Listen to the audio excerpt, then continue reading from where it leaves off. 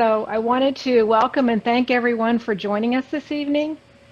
I'm Teresa Fieser, and I'm on the board of the Friends of Pinellas Master Naturalist.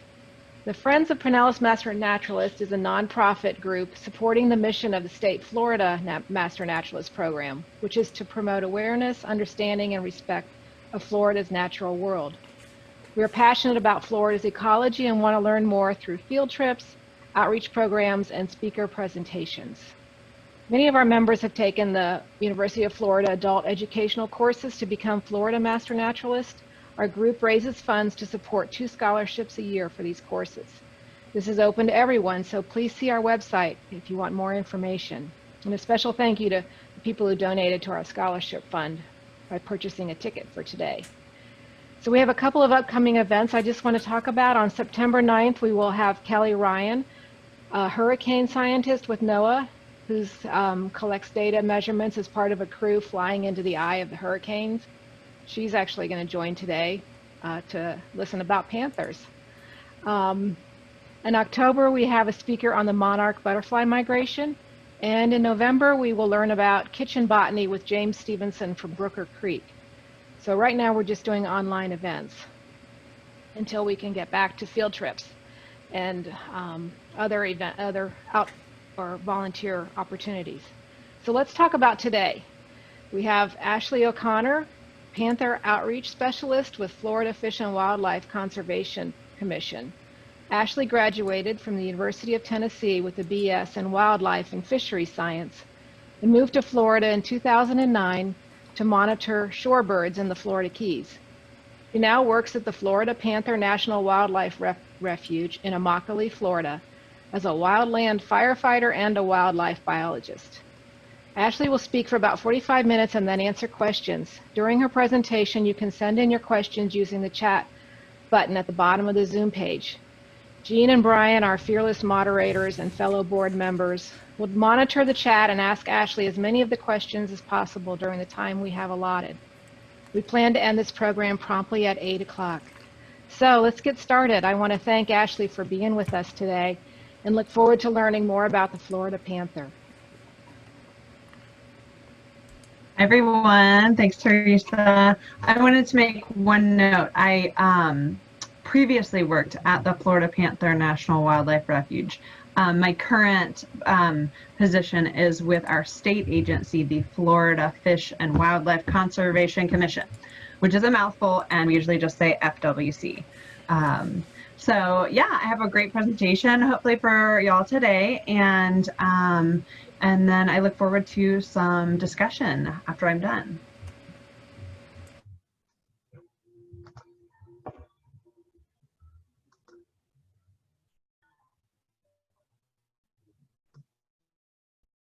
Okay.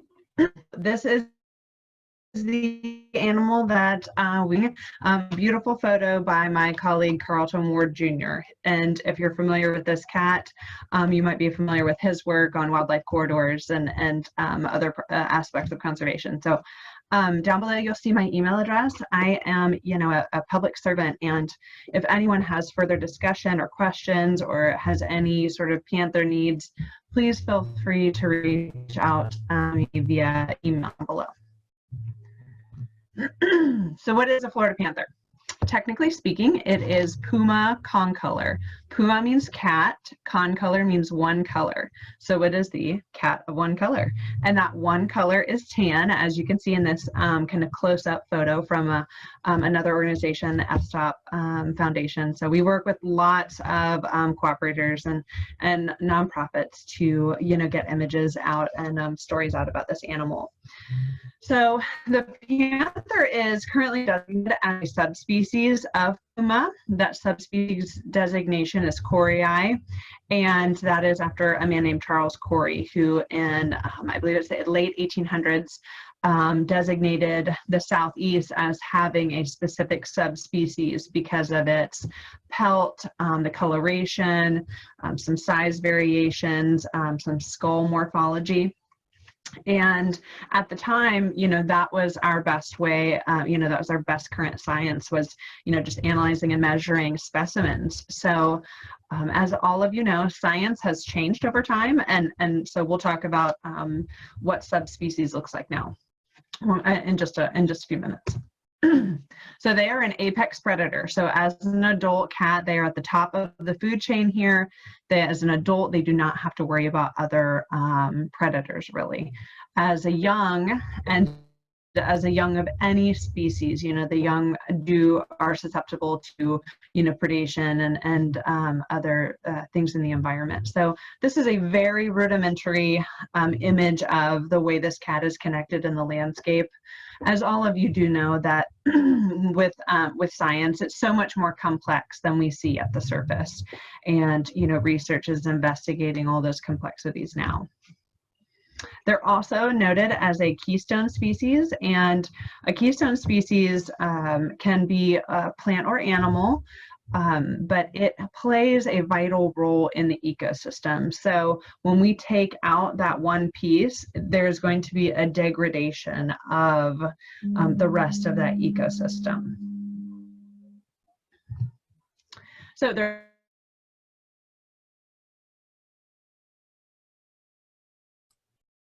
It seems that we've frozen for a second, so hopefully Ashlee's internet will pop back up here.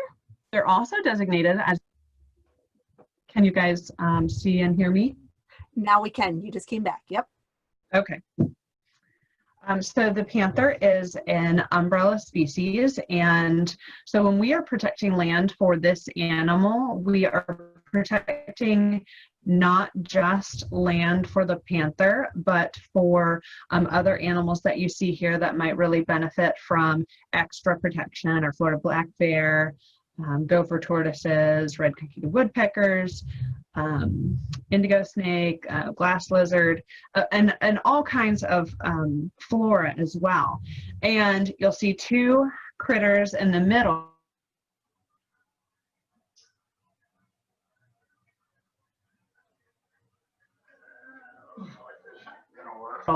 And those protecting the panther for animals and the ecosystem and just for itself. We're protecting it for our future, and our future are, our kids, our grandkids, our neighbors, our nieces and nephews.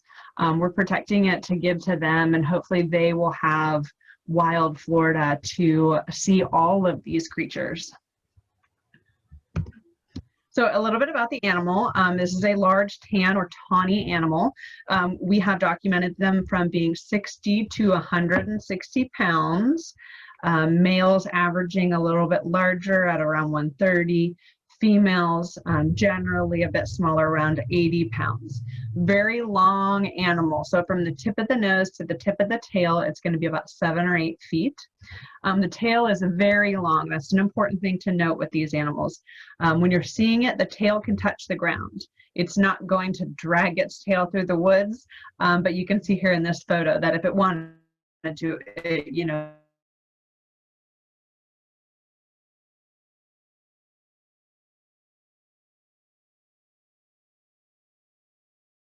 would touch. And be around that can look a bit different. It can look reddish tan or golden or gray, but it is a tan animal. It does, however, have some black on it.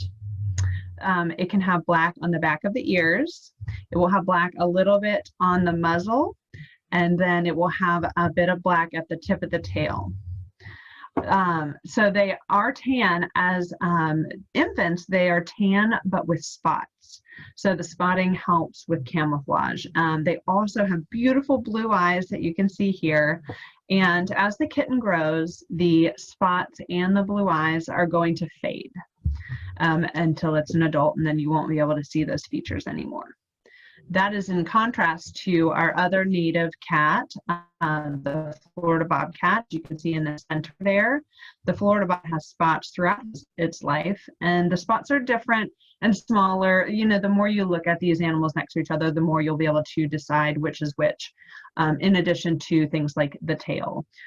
So the bobcat, one thing about the back of its ears has a big white spot, and that's something that you can usually see even from the side sometimes if the cat turns its head slightly. So something to look for. Look at what do the back of the ears look like, and then the tail. The Florida bobcat has a very short tail.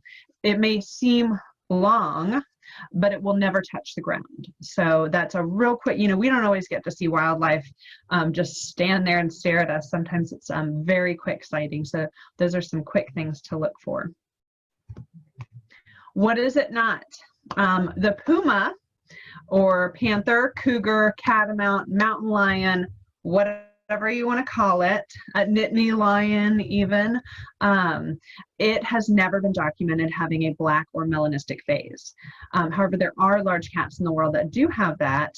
If you're in Central and South America, you're going to be seeing here on the top left the black jaguar. They have a melanistic phase. And then over, excuse me, on the right, you will see the black leopard. They also have a black or melanistic phase. So in Florida, we do have many other black or melanistic animals. We actually do have bobcats that come in a black phase. So they're on the bottom right. You can see a Florida bobcat. And then we have coyotes, and they do come in a variety of colors, black being one of them. But our pumas have never been documented in the entirety of their range through north all the way to South America. So here's an easy little depiction of what cats we're comparing here in Florida. We've got our common house cat on the right. Then in the middle, we've got the Florida bobcat.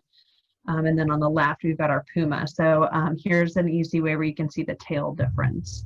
And surprisingly, or maybe not surprisingly, the common house cat is the most confused for the Florida panther. And I believe that to be because it does have a long tail. And when you're seeing an animal at a distance, it can, and you're not used to it, you can get the size kind of skewed a bit. So this is a great depiction comparing our two cats. You can see in the actual pictures, they look like they could be the same size animal, but I want you to look down and I want to highlight the silhouettes there on the right, where the panther is significantly larger than the bobcat there. And you can even see the silhouette of their tails, where the bobcat, even in the photo, to me, the bobcat's tail, could look long, it will never touch the ground. So just a very important thing I want to kind of drive home with y'all. And then you can see the back of the ears there as well. They're showing the bobcat with the white on it. And you can almost see a bit of the white on the photograph of the bobcat on the top right. Even though it's a side view, there is that bit of white there. And then obviously paw prints, there's a lot that's the same for these cats, but size is definitely where you're going to figure out which one you might have seen. So paw prints, measuring them accurately will help you decide which cat you might have come across. A little bit about their reproduction. They can breed all year long in our gentle climate. The female will gestate for about 3 months after she and a male in the area have spent about 7 days together copulating. So she will then go on to give birth and raise them alone. She generally picks a very, very densely vegetated area like a saw palmetto thicket. You're gonna look at this area and think, gosh, there's no way I can get in there. And our biologists, when they get their hands on a kitten of a known den to do measurements and to be able to identify the kittens, they literally have to crawl on their belly through the palmetto thicket to get where the kittens are. So it's not an easy place to get to. She'll generally have 2 to 3 kittens, although it can be 1 to 4. And they're going to stay with mom for a long time, 9 months to a year and a half. So they really do need a long period of learning how to be a panther, how to hunt, where to hunt, and so on. So by the time they're ready to leave her, they're going to look just as big as her and sometimes bigger.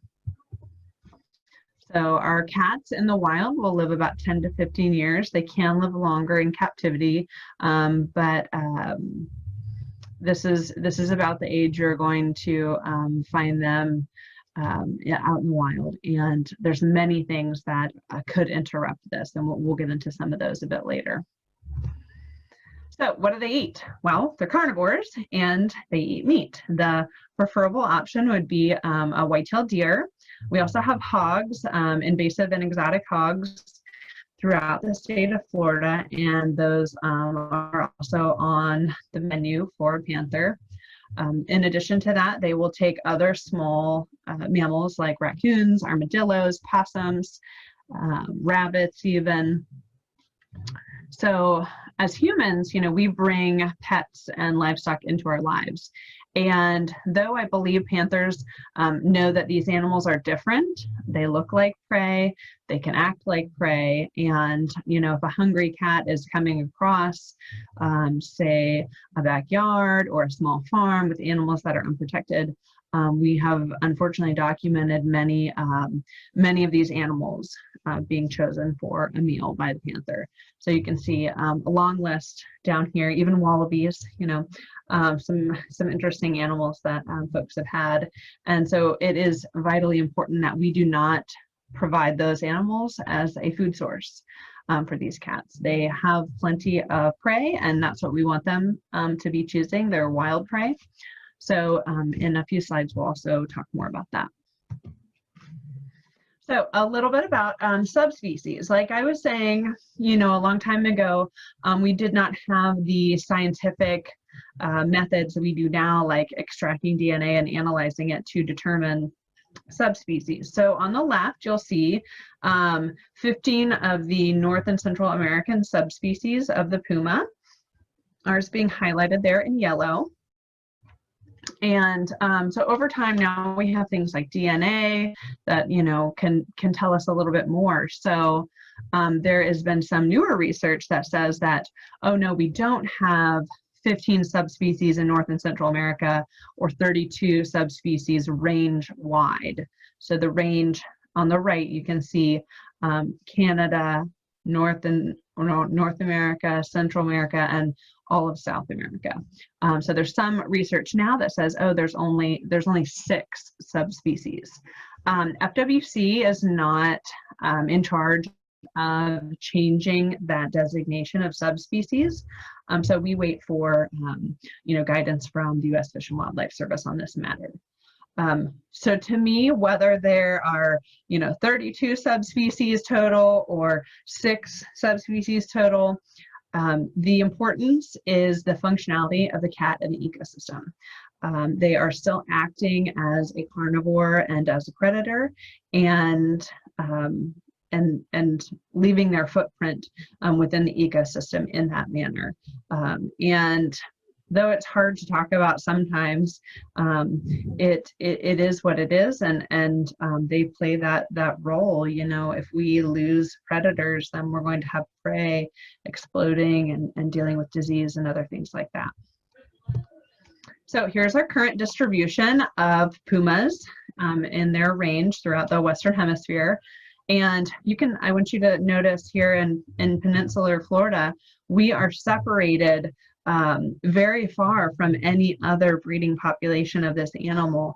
And that is, breeding is vitally important to the sustainability of a population. And within that, the genetic diversity is key. And that's something that our local cats are really suffering from, is a lack of the mixing of genes that cats in the rest of their range are able to do.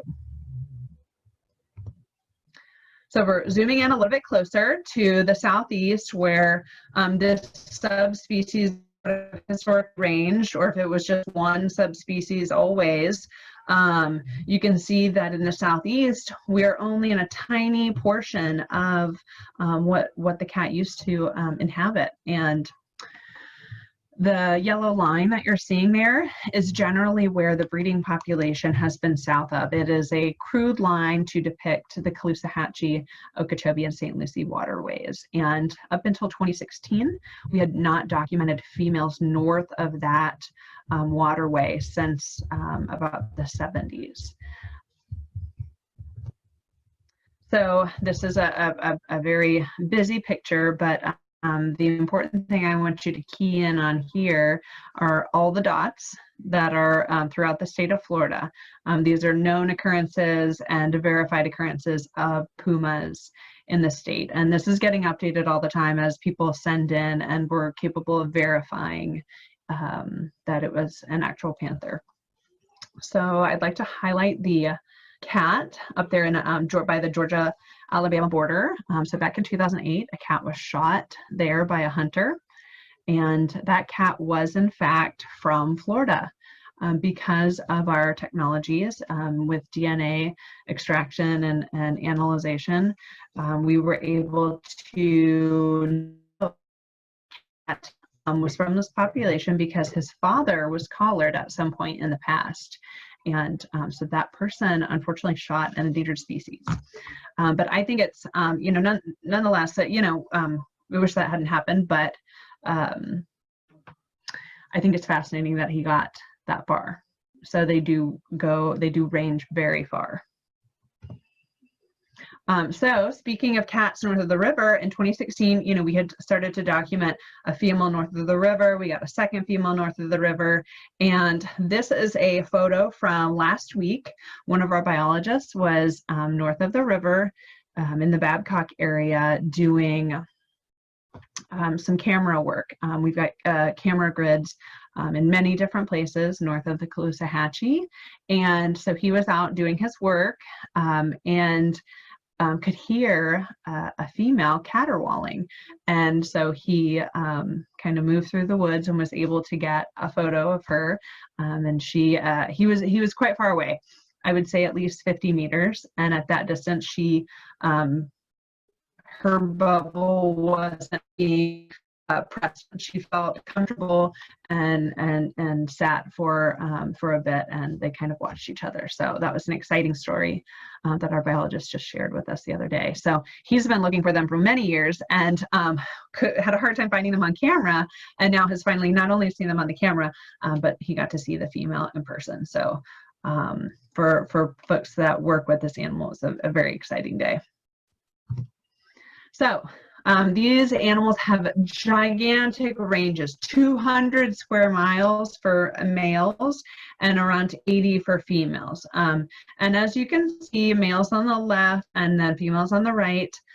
Males generally, they avoid each other. But as you can see, their home ranges can and do overlap, and they're using scent markings to kind of avoid each other because they can and will fight to the death if they meet in person. Females are not as territorial, and their home ranges tend to overlap more, and that's often a multi-generational situation where when mom's offspring, when her kittens are ready to leave the nest, the males will go off on a much longer journey, and the females will generally stick in the area because mom raised her in a quality environment, and so she doesn't go as far. And that is one of the reasons why it's taken us so long for these cats to naturally expand north of the Caloosahatchee. So this animal was able to be shot and killed at any number until 1950, and that was not that long ago. So in 1950, they got the game species designation. So there was a bag limit and a season for it. And then those protections continued until 1973 when the Endangered Species Act became part of law.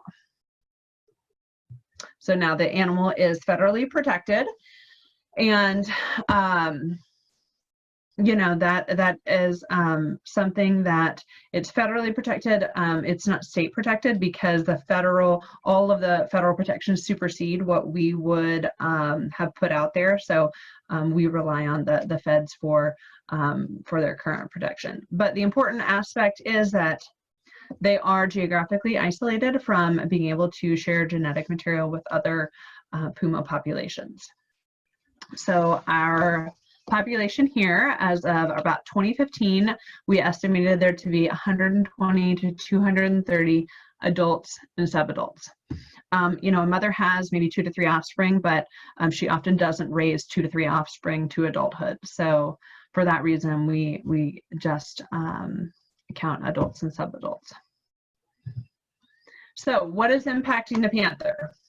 The main thing that is impacting panthers is the big picture here. It is habitat loss and also habitat fragmentation. So as you can see, this forested area is now a neighborhood, and when the panther is going to look for food, it is no longer, you know, going to be able to hunt in what is now a neighborhood. We've got bottom left, we've got illegal killing. So we did know about the cat from Georgia, but we have found other cats dead, and you know, investigating how that happened is challenging. So inbreeding is another issue. So that's the lack of genetic diversity. So back in the early 80s, when we were first really starting to focus on this animal, we were realizing that this population in South Florida was exhibiting a lot of physical and internal, you know, outwardly physical and internally physical malformations, which were not allowing them to reproduce and live a full life. One of which is the atrial septal defect that you can see in the center there, where there's a hole in their heart. You know, we know that panthers do feast on pets at times, and there's a disease transfer there, you know, with stray animals and animals that are succumbed to depredations. So certainly something that comes in waves, you know, over time. And vehicles. This year we have lost 16 known deaths, the bulk of those being vehicle deaths. So our recovery efforts. In 1995, after one attempt and a much more thoughtful steps being taken, we decided to capture 8 female Pumas from Texas, collar them, and then set them out into South Florida. And 3 of them died pretty shortly after their release for various reasons. The 5 remaining ended up having about 20 offspring, and those offspring are what the females, you know, and their offspring are what reinvigorated the genetic diversity of our population. So the females lived here until about 2003, and then the remaining cats were taken out of the population and lived their life in captivity after that. So their offspring with their genetics that our cats in Florida would have traditionally been, you know, they didn't just live in Florida. They didn't see a state line that went to Georgia or Alabama. You know, they didn't stop at the state line and say, "Oh, I'm not going to cross here. I'm not going to go into Alabama. I'm not going to go over to Texas." You know, they moved across borders, and so they would have originally been sharing genetic material with cats in other subspecies areas. So habitat preservation is huge. Easements, we're so lucky down here where I am in South Florida. We have so much public land, but it's a mosaic, you know, working together with different agencies to make those corridors is crucial. And then something that's real big, and I think it's going to just be even bigger moving forward, is underpasses and fencing. So it's not a permanent fix. You know, Irma showed us that down here. It's something that we do have to continue to put money in with fencing, but the underpasses that you see there on the right have been vital for, you know, all fauna to move through safely, and also it's safe for us. So those are important aspects of what our future will look like, trying to share the landscape, you know, with animals. So we have a Florida Panther response plan. Anywhere in the world where you live with, large carnivores, large animals, predators, it's important to have a plan in place, because everywhere where we are existing on a landscape, with big cats or bears or wolves, there's an opportunity for interaction. So this is our preparation for if anything were to happen. So though to date, there has been no confirmed Florida Panther and human attack. So a little bit about the plan. There are 3 parts to it. So the human panther, and we've defined 5 ways that you can interact with a panther, and you can see those there on the left. The other sections of this plan are depredation, so that's where a panther takes pet or livestock. And then the 3rd section is outreach. So my position was part of really trying to help our state share the landscape with this animal. So a depredation is generally considered low risk to humans. The panthers see the pets and livestock as prey items, and that is really what they're focused on. They're not, we've really not documented many cases where they are focused on humans, though we know they are certainly capable, and they have in many other areas attacked humans. But we are lucky, and we have been diligent enough in Florida, and we can only hope to continue that with, things like education and making proper decisions. Is it always the panther? No. We have many other predators in Florida, and they all do things differently, and they leave us signs so we know what it is. And here you can see a coyote attacking a buck. They're doing classic kind of rear end damage there.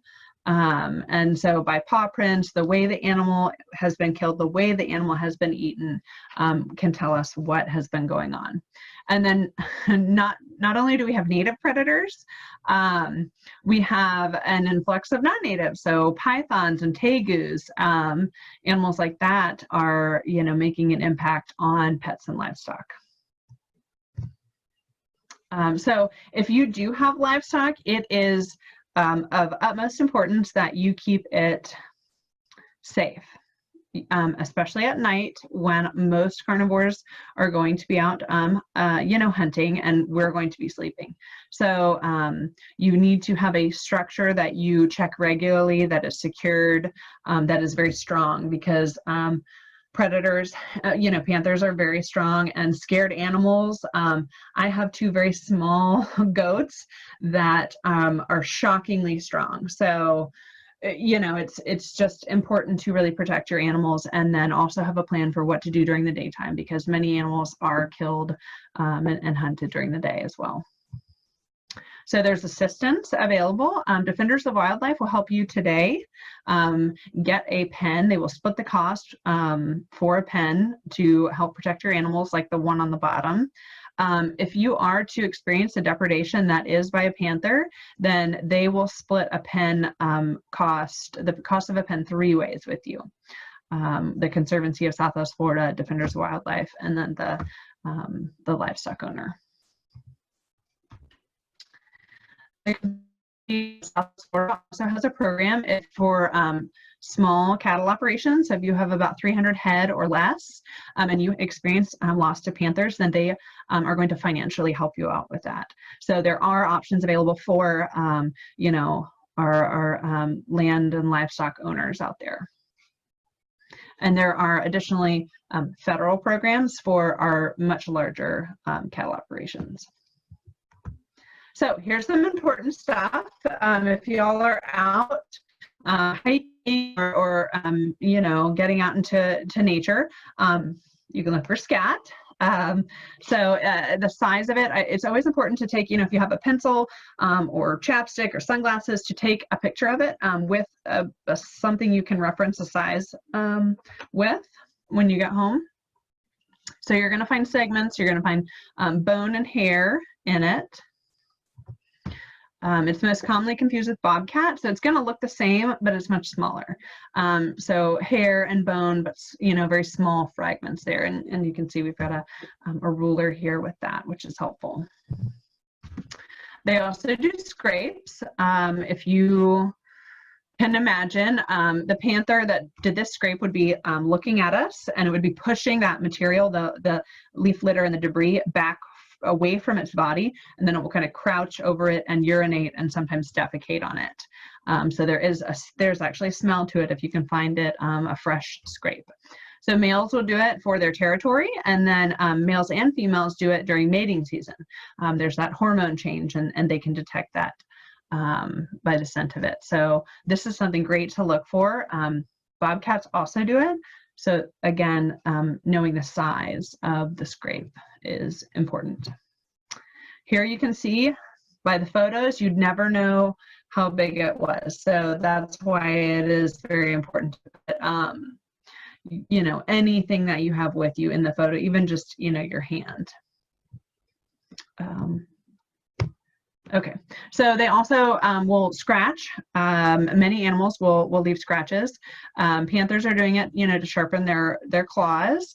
And on the left it's not the greatest picture, but they have very fine and pointed claws, so they're going to be rather skinny. Bobcats, like we've been saying, they do the same things, it's just much smaller. And then our Florida black bears do it, but they have these big, blunt, always protracted claws. So the width of their scratch is going to be larger. They do also really prefer downed cabbage palms that have fallen on the ground. We've gotten lots of photos of them with that. So tracks, another really important thing to look for when you're out. They're most commonly confused with dog.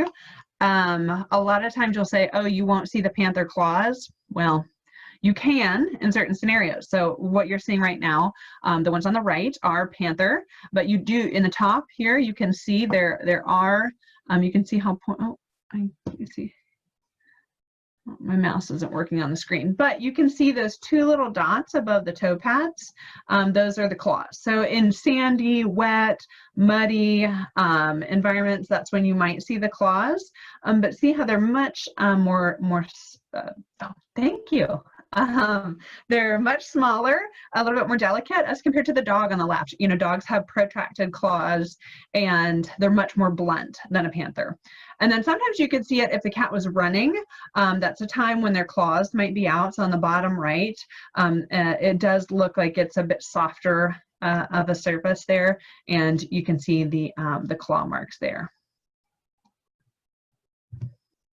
So here we've got the front foot with a wide pad, and it's more rounded.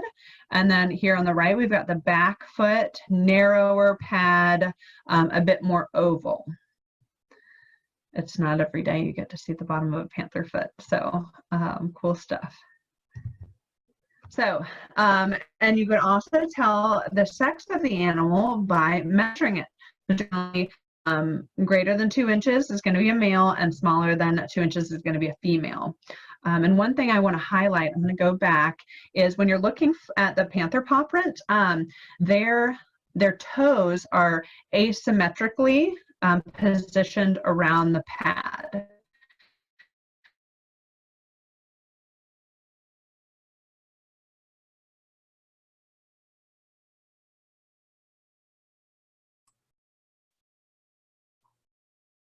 We may have lost her. Okay, what Ashlee was talking about is that the pads, they're asymmetrical. You aren't able to actually make an X through the paw pad without going so kind of through. Like our Sorry about that, Ashlee. You broke up right about the time you were going to talk about how they're asymmetrical and you can't put an X through the pad. Okay. So yes, the X factor, I hadn't gotten to that, but the toes are asymmetrically positioned around the pad, and you cannot, so here we go. So here's a dog print, and you can see that the toe pads are about parallel for the two center toes, and then the two outer toes are kind of, you could draw a line straight across them. But canines, or at least a domestic dog, they have what's called the X factor. So you can see here that you can draw an X through the print without touching the pads. You cannot do that with a Panther paw print like they had tried on this one. You'll run into a toe or the foot pad. So that's an easy test when you're out.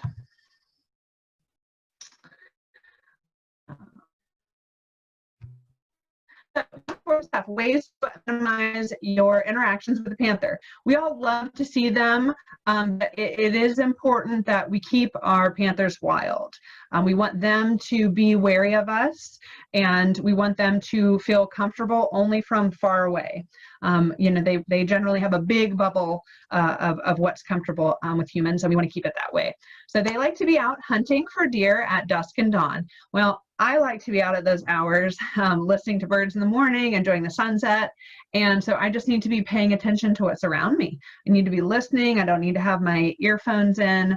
I just need to be alert. So I also want to keep the prey away. If you have property and you're seeing deer and raccoons and possums, you know, other small bobcats, foxes, rabbits, I always say if you're seeing the prey, then the predator is somewhere nearby. So pay attention to that, and be mindful that you could be drawing predators in with the things that are in your garden or in your landscape or the animals that you have. Keep your pets and your domestic livestock secure. This is crucially important. If you have a food source, they're going to know, and they're going to come, you know, they're going to keep coming to that food source. So we do not want to allow them to have that food. Landscape for safety. This is a personal choice.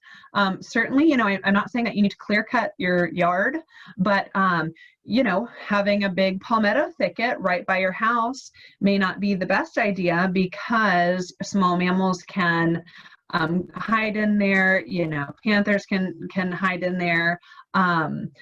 But you know, I think that's just something you have to assess. It's very individual. It's a case by case basis. It's just, you know, we also live in Florida, and we have wildfires that do really well every few years. So you know, there's another consideration there. So landscaping for safety is something to take into consideration when you're at home. Other deterrents, so motion lights, hot wires can be helpful. Livestock guardian dogs are an incredible resource for folks with livestock. Yeah, I said motion lights. And then when you go out and are enjoying nature, take a friend. You know, there are rattlesnakes and bears and panthers and you know, coyotes. There's also strange people out there. So, you know, just take a friend and kind of keep your distance from each other if you want to kind of enjoy the solitude of nature. But you've got somebody there that's got your back if, you know, anything were to happen. If you step in a caprock hole and twist your ankle. So what do we do if we encounter a panther?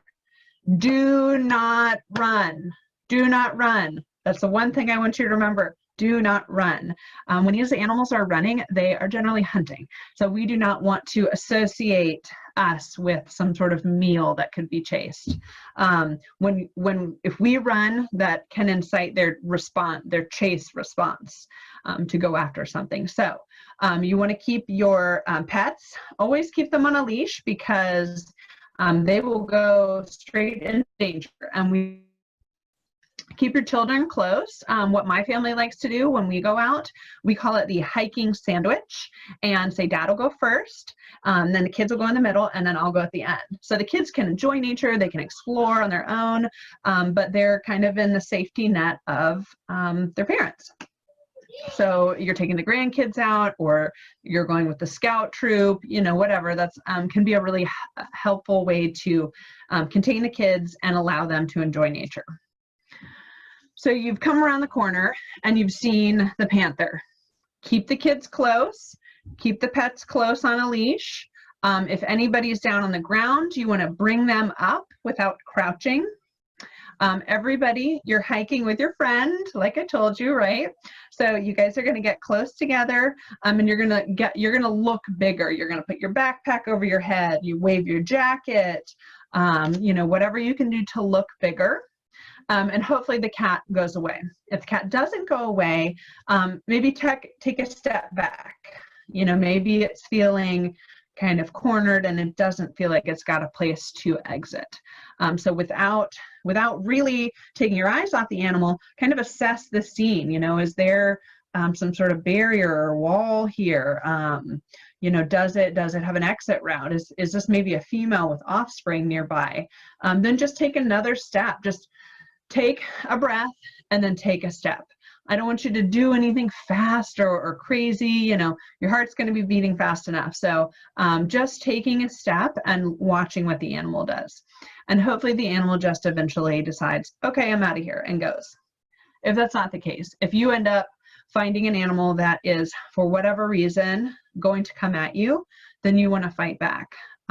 With this animal and with our Florida black bear, you want to fight back. You know, you want to get the animal off of you, and hopefully they're going to figure out quickly that this is not an easy fight. This is not what I thought was happening, and you know, they will release and go. So.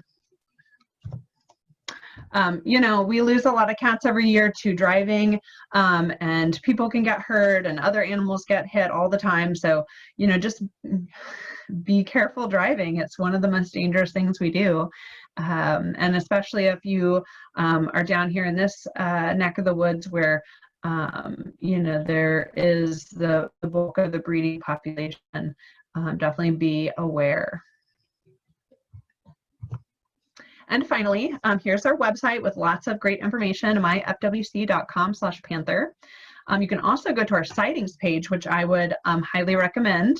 It's this next one down, myfwc.com/panther sightings. If I were with you, I'd give you my brochure and tell you to keep it in your car. If you were to hit a panther, you're not going to get in trouble. And I don't want you to get out of the car. So call that number, you know, call 911 and maybe take pictures from your car, you know, take notes of what you see, watch the animal, but don't get out and approach it. Whether it be a bobcat, a coyote, a bear, you don't know what a hurt or injured animal is going to do. And lastly, for all of you that have the cat tag, thank you very much. That supports the work that we do with the Panther program. And finally, I wanted to leave you with one last resource. There's a great website with a wonderful 8-minute video that I think you all would love, and it's called thefloridapanther.org.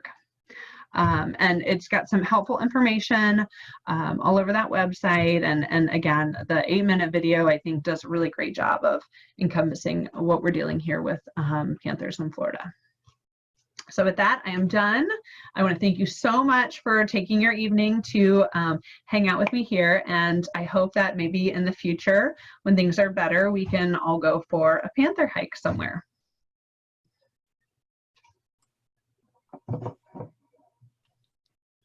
Wonderful. Thank you very much. Great talk.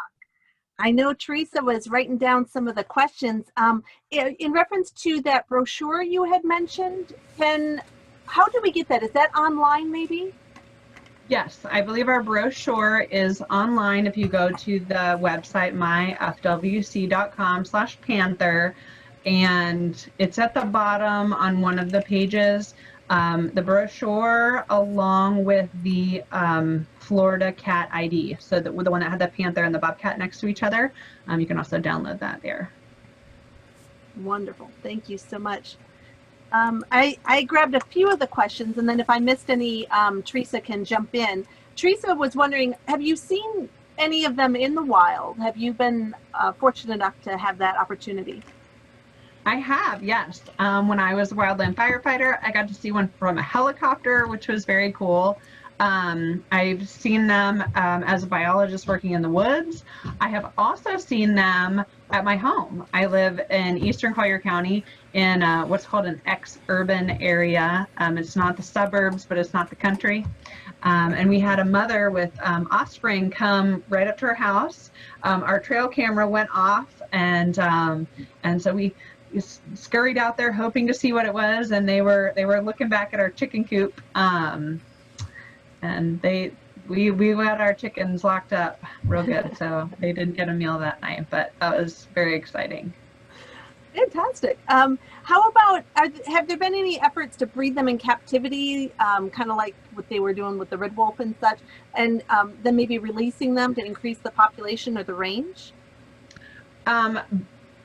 Captive breeding is in the recovery plan for the panther. It's a tricky situation to breed and release panthers because, you know, mom has to be teaching them how to hunt. And sometimes if we get cats that were too young when they, you know, if we find them when they're kittens and we can't find mom, or she abandons them, we can't put them in the wild because they'll never learn on their own what to do. I don't believe that anyone is raising captive animals at the moment, but you know, from a genetic standpoint, I think having captive animals does play a role in conservation. And it's my understanding that years ago there had been some Texas cougars that were released up around in the Panhandle to see what the outcome would be and if people would be tolerant of them. Are you familiar with that? And could you, if so, could you talk a little?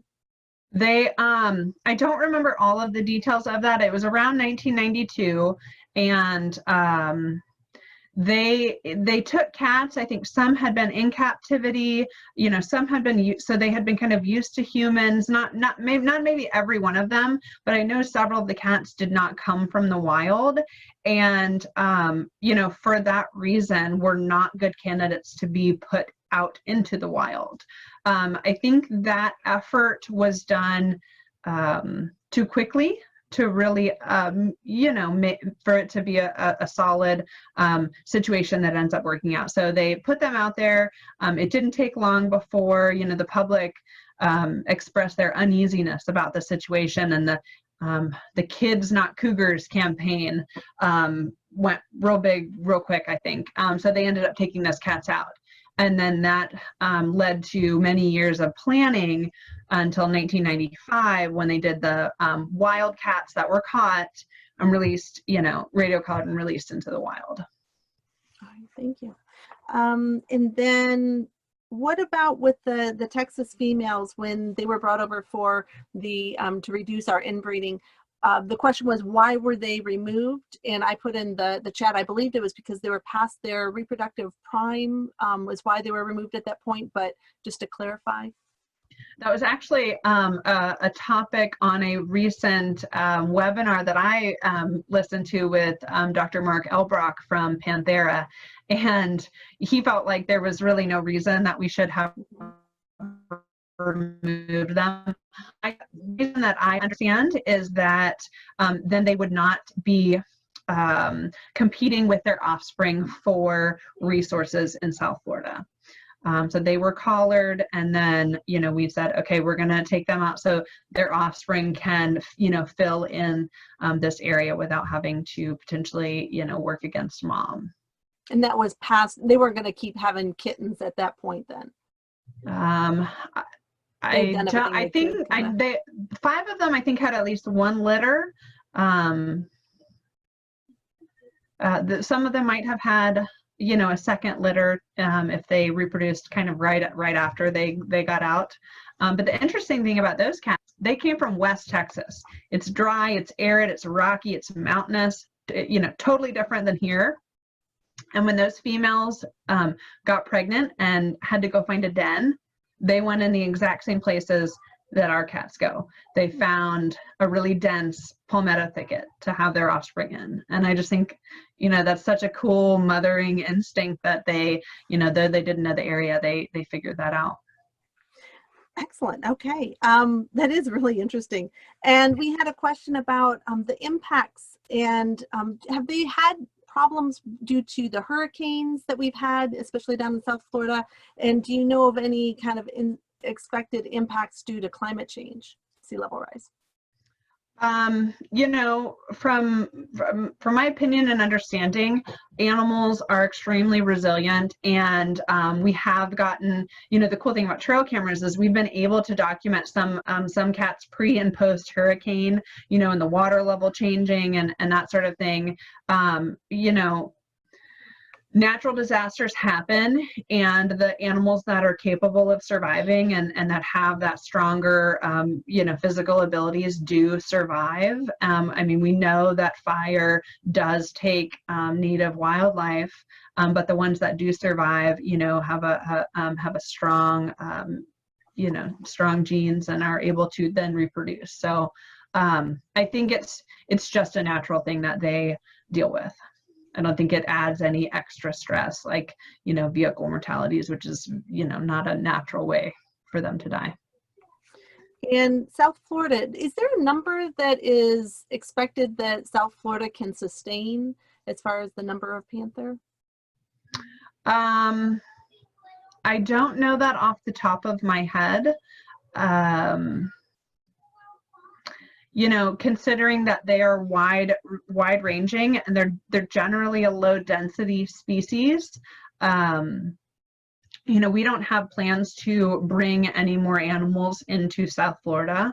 Our hopes are they will just continue to, you know, ones that are here to reproduce, and cats will continue to head north. But, you know, there are things like the vehicle mortalities that does, you know, take animals out of the population. And then there's, you know, also intraspecific aggression where males will fight each other to the death. So there's certainly natural ways that they will kind of keep a low density. And is there anything new about that neurological disorder that seems to be impacting some of the bobcat and maybe some panther, but so I don't have any updates, but if we do have updates, we put them out on our website. So it's one of the first things you'll see at the top of the page when you go there. But yeah, we've documented both bobcats and panthers. And that's what a lot of our Panther team is working on, is getting more cameras out there, getting, you know, we're relying on the citizens of Florida to send us photos if they see anything funny. So that's something they are continuing to investigate. Thank you. I think that was all the questions. Those are all the ones that I tracked. Teresa, were there any that I missed? No, I think that was great. I learned a lot, Ashlee. I'm sure we all did. And I can see your excitement. That was wonderful. You do every day. Thank you. So, I enjoy my job for sure. Well, we appreciate your time and everyone on the call today. And we'll see you in a month. And Ashlee, thank you once again. It was a great presentation, and you got a lot of good comments in the chat about that. So thank you. I just want to thank everybody for spending time and hanging out here and listening to me. So yeah, and please reach out if y'all have any other further questions or anything like that. I'm happy to talk about it all day long. Thank you. Thank you very much. And if you didn't get a chance to read the comments, got very informative. Thanks. Great presentation. Another great presentation. Thank you. Go Panthers. So wonderful job. Thank you. Yes, thank you very much. Awesome. Thank you.